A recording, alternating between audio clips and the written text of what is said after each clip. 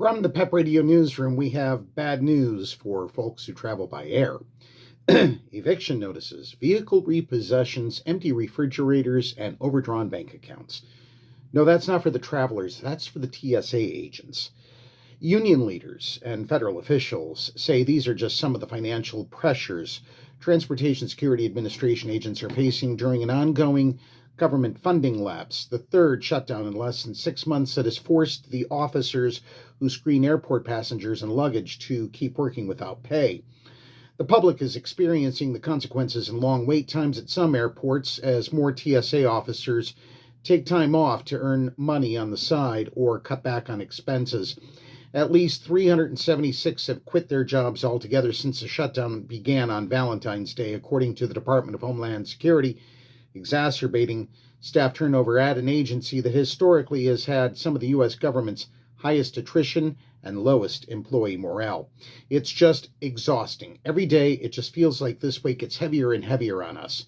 Cameron Kokums, a local TSA union leader in Boise, Idaho, told the Associated Press. Airport screeners have spent nearly half the past 170 days with their paychecks held up by politics. 43 days last fall during the longest government shutdown in history, 4 days earlier this year during a brief funding lapse, and 35 days now and counting during the current shutdown, which affects only the Department of Homeland Security. They are considered essential, so they have to keep showing up for work, whether they get paid or not.